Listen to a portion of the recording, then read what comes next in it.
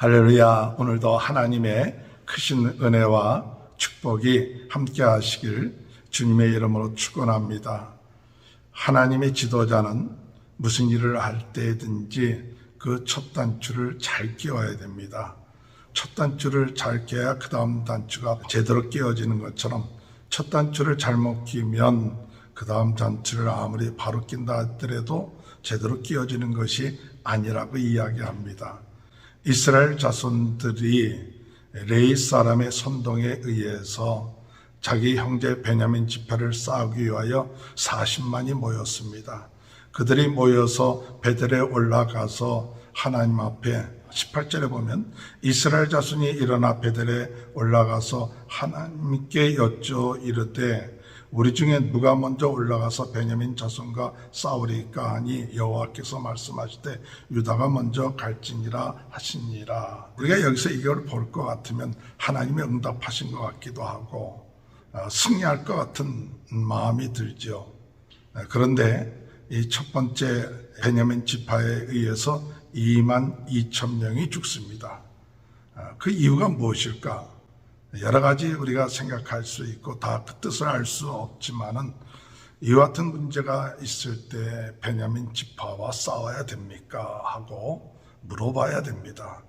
하나님의 지도자들은 하나님께 먼저 기도하는 일, 바르게 기도하는 일이 돼 있어야 한다는 것이죠. 그들은 자기네들이 싸울 것을 먼저 결정을 해놓고 난 다음에 누가 가서 먼저 싸워야 됩니까? 라고 물어봤던 것이죠. 오늘 여러분 그럴 때 하나님께서는 응답을 하시더라도 승리할 것을 말씀하시지 않았던 것을 볼 수가 있습니다. 사사기 1장에 볼 것 같으면 유다를 올라가라고 얘기하고 내가 그들을 내 손에 붙이리라 그렇게 약속하셨지만은 오늘 이 첫 번째 질문에서 그 대답을 할 때는 그런 말이 없는 것을 우리가 볼 수가 있는 것이죠. 오늘 여러분 우리가 무엇이든지 간에 하나님의 주권을 인정해야 됩니다. 내가 다 결정하고 난 다음에 그 다음에 하나님 이걸 해야 될까요? 말아야 될까요? 이런 자세, 그냥 자기는 하려고 다 마음을 먹었어요. 그냥 기도라는 것은 하나의 형식적인 거예요.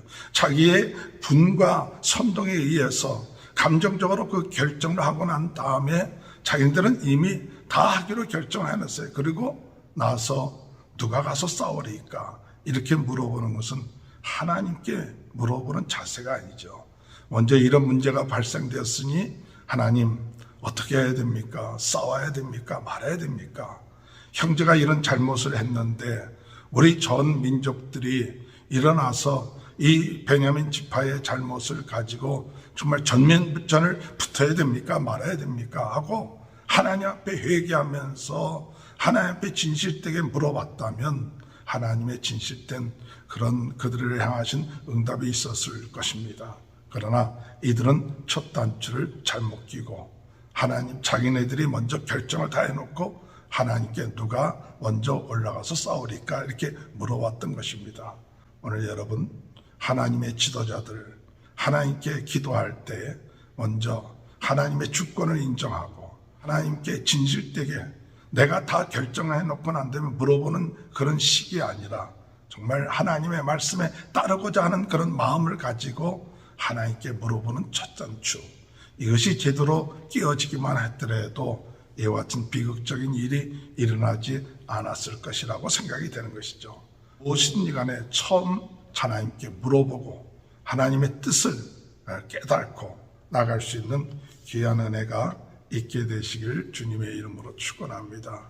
그래서 두 번째도 싸워서 이 베냐민 지파에 18,000명이 죽습니다. 4만 명이 죽는 거죠. 이들이 죽는 이유, 실패한 이유가 무엇인가 할 때에 그들은 모였던 사람이 베냐민 지파는 26,700명 정도 모였지만은 이스라엘 나머지 지파들이 모였던 것은 40만이었어요.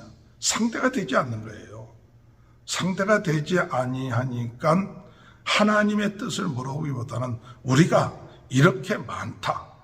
이렇게 많으니까 저 베냐민 지파 하나 정도는 충분히 물리칠 수 있다는 그 같은 교만한 또 과신 이와 같은 것이 그들의 마음속에 있었던 것이죠. 그래 싸우는 데 있어서도 적당하게 싸우고 당연히 이기겠지. 우리가 숫자가 이렇게 많은데 이길 수 있겠지 하는 그 같은 마음이 결국 교만한 마음이죠. 정말 전쟁을 하더라도 하나님께 물어보고 진중하게 이 전쟁의 싸움에 임해야 되는데 그러지 못하고 교만했기 때문에 이번에 이 싸움에서 4만 명이 질 수밖에 없는 그 같은 일이 일어났던 것이죠. 오늘 여러분, 교만은 패망의 선봉이라고 그랬습니다. 우리가 언제든지 겸손하게 하나님의 말씀에 따라서 하나님의 뜻을 물어봐야지. 우리가 많은 숫자가 있습니까? 사람들이 많으니까 우리가 당연히 이기겠지 하는 이것은 교만한 것이죠. 베냐민 지파도 마찬가지죠. 베냐민 지파도 두 번의 전쟁에 승리하고 나니까 뭔가 우리가 이런 승리를 했다 하니까 벌써 교만한 마음이 드니까 그들이 이제 나중에 세 번째는 지게 되는 그런 결과를 얻게 됩니다.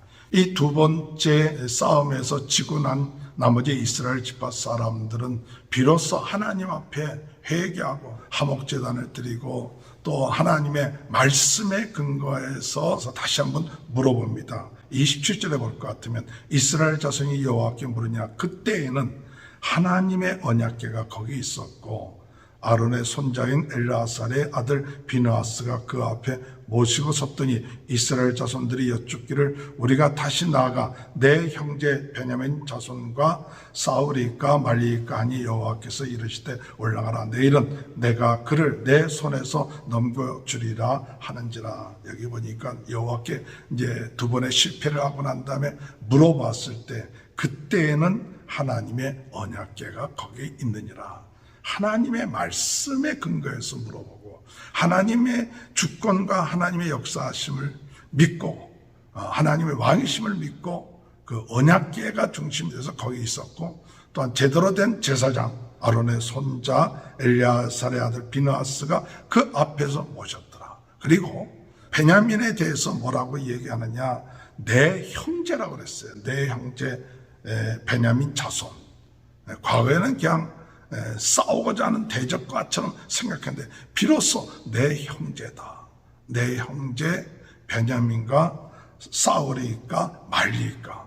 하나님이 싸우지 말라면 싸우지 않겠습니다. 비로소 그들이 하나님 앞에 진정으로 회개하고 하나님 앞에 바로 예배드리고 말씀에 근거해서 할 때 하나님께서 응답해 주셔서 내일은 그들을 내 손에 붙이리라 이렇게 얘기하는 것이죠.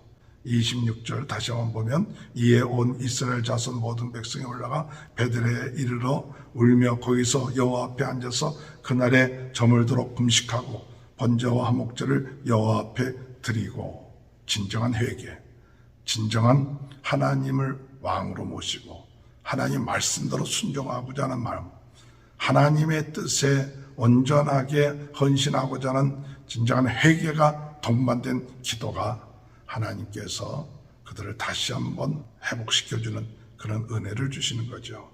말씀이 떨어졌기 때문에 가정이 망하고 지파가 망하게 되고 또 민족 전체가 망하게 되는 그런 위치에서 다시 한번 하나님 앞에 서서 하나님 말씀 중심으로 하나님의 세우신 제사장을 중심으로서 또 하나님이 약속하신 형제들에 대한 의의를 가지고 순종함으로 인하여서 다시 하나님 앞에 물어보고 기도하고 회개하고 그렇게 할 때에 하나님께서 그들에게 응답하여 주시는 그런 역사가 나타났죠.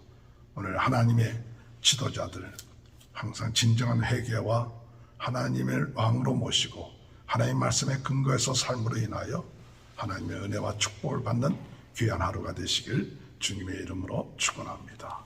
하나님 아버지, 오늘 이 시간에도 우리가 먼저 정해놓고 하나님께 물어보는 어리석은 일을 행하지 않게 하시고 저희들의 첫 단추를 바로 끼워서 하나님의 뜻에 먼저 순종하고 하나님의 뜻을 물어보는 자들이 되게 하시고 내 욕심, 내 흥분, 내 감정에 의해서 먼저 결정해놓고 하나님이 이 모든 것을 도와주옵소서 하는 식의 그런 모습을 저희들이 갖지 않도록 도와주시며 진정으로 하나님 말씀이 있고 하나님을 왕으로 모시고 말씀 가운데 하나님 앞에 물어보고 나갈 수 있는 귀한 은혜가 있게 하여 주옵소서.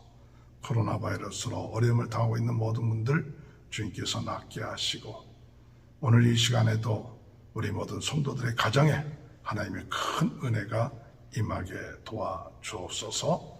지금은 우리 주 예수 그리스도의 은혜와 하나님 아버지의 극전하신 사랑하심과 성령님의 감동 감화 내주 교통하신 역사가 하나님을 왕으로 모시고 첫 단추를 바로 끼워서 하나님 말씀대로 행하는 귀한 축복이 지금부터 영원토록 함께하여 주시옵기를 간절히 축원하옵나이다. 아멘. 우리